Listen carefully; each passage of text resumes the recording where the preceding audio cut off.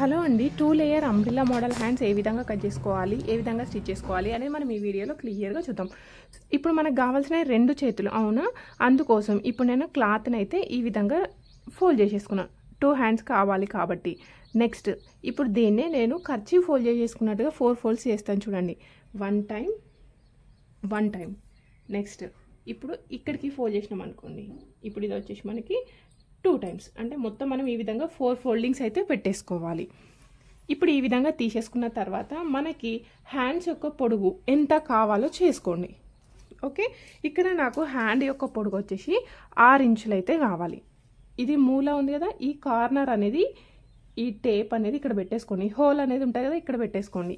ఈ విధంగా పెట్టేసుకొని ఇదిగోండి 6, కొంచెం ఎక్కువ తీసుకుంటాను, 6.2 ఇంచులకు కావాలి నాకు హ్యాండ్ యొక్క పొడుగు.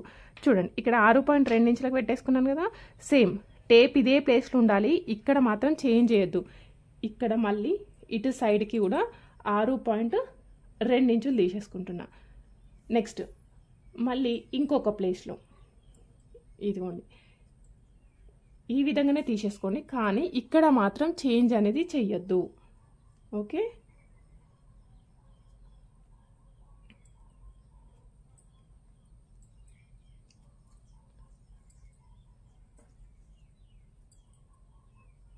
ఇదిగోండి ఇప్పుడు ఈ విధంగా తీసేసుకున్న తర్వాత ఈ ప్లేస్లో కట్ చేసేసుకోండి.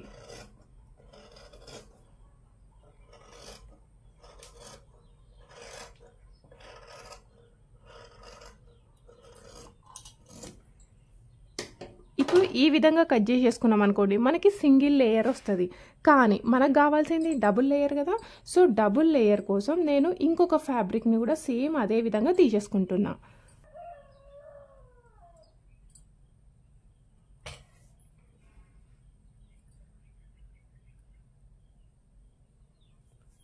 ఇప్పుడు ఈ విధంగా తీసేసుకున్న తర్వాత సేమ్ దీనిపైన పెట్టేసుకోండి.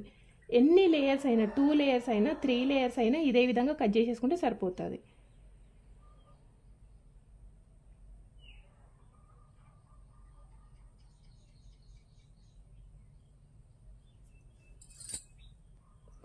ఇదే విధంగా పెట్టేసుకొని సేమ్ యాజ్ ఇట్ ఈస్ అయితే కట్ చేసేసుకుంటున్నా.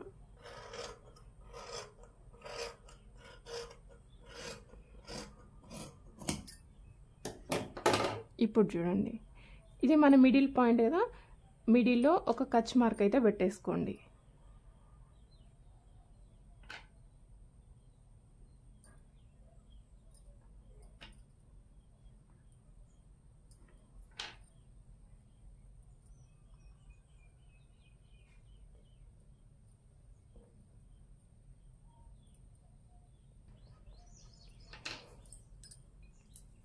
ఇప్పుడు ఇవన్నీ ఒకదానిపైన ఒకటైతే పెట్టేస్తున్నాను నేను. ఇప్పుడు ఇవి 4 ఒకదానిపైన ఒకటి పెట్టేసుకున్నాం కదా. ఈ మిడిల్ పాయింట్ దగ్గర నుండి ఎటన్నా ఒక సైడ్, ఇటు సైడ్ కానీ ఇటు సైడ్ కానీ ఎటైనా పర్వాలేదు, ఇక్కడ ఒక స్ట్రైట్గా లైన్ అయితే డ్రా చేసేసుకోండి. కిందికి డ్రా చేస్తున్నా ఎందుకంటే ఇక్కడ మనకి ఫ్రీగా కంఫర్టబుల్గా ఉంటుంది కాబట్టి. నెక్స్ట్ ఇప్పుడు ఈ విధంగా తీసేసుకున్న తర్వాత మనకి ఇక్కడ చంక కొలత ఎంత ఉందో తెలవాలి. ఇప్పుడు మనం ఇక్కడ కదా జాయిన్ చేసుకోవాల్సింది, ఈ జాయిన్ చేసుకునే ప్లేస్లో మనకి చంక కొలత ఎంత ఉందో ఒకసారి చెక్ చేసేసుకోండి. ఇప్పుడు ఇది ఎంత ఉంది, మనకి 7.5 ఇంచులు అయితే ఉంది. ఓకే, 7.5 ఇంచులని కరెక్ట్గా మధ్యలోకి ఫోల్డ్ చేసేసుకోండి. అప్పుడు ఎంత వచ్చింది మనకి 3.6 అట్లా వచ్చేసింది. ఇదిగోండి ఈ పాయింట్ దగ్గర నుండి మీకు ఎంత చంక కొలుతుంటే ఆ చంక కొలతలో సగంకి ఫోల్డ్ చేసేసుకోండి. ఈ విధంగా సగంకి మార్కింగ్ పెట్టేసుకున్న తర్వాత కుట్టు ఉంటుంది కదా, ఇక్కడ కుట్టు కోసం మనం ఇక్కడ జాయిన్ చేస్తాం, ఇక్కడ కూడా జాయిన్ చేస్తాం కాబట్టి కుట్టు కోసం ఒక 1 ఇంచ్ అయితే తీసేసుకోండి.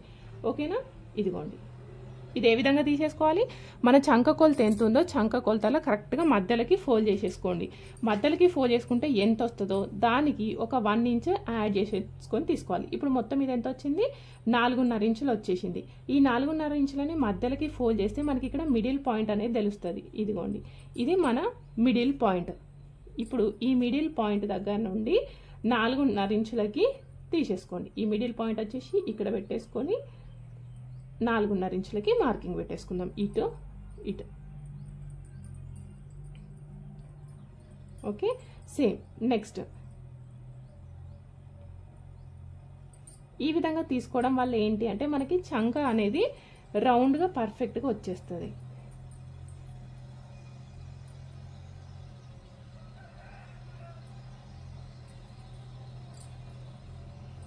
ఇప్పుడు ఈ విధంగా మార్కింగ్ చేసేసుకున్నాం కదా, మార్కింగ్ చేసేసుకున్నది ఈ విధంగా కలిపేసేసుకోండి.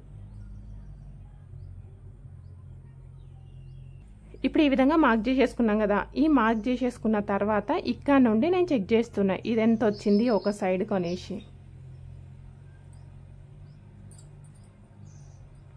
చూడండి ఇప్పుడు ఇది ఎంత వచ్చింది, 7.5 ఇంచులు వచ్చింది. మన చంక కొలత ఎంత ఉంది, 7.5. అంటే పర్ఫెక్ట్గా సెట్ అయింది కదా. ఇప్పుడు దీన్ని కట్ చేసేసుకుందాం. కొంచెం ఎక్కువ తక్కువ ఉంటే అడ్జస్ట్ చేసేసుకోండి. వచ్చేసి మనకి ఒక లేయర్ అనుకోండి పైంది. నెక్స్ట్ ఇప్పుడు ఇంకొక లేయర్ అనేది మనకి దానికంటే తక్కువ ఉండాలి, అవునా?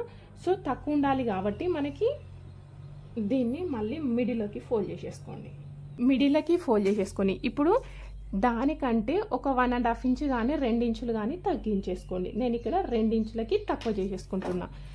2 ఇంచులకి తగ్గించుకొని నార్మల్గా కట్ చేసేసుకోండి.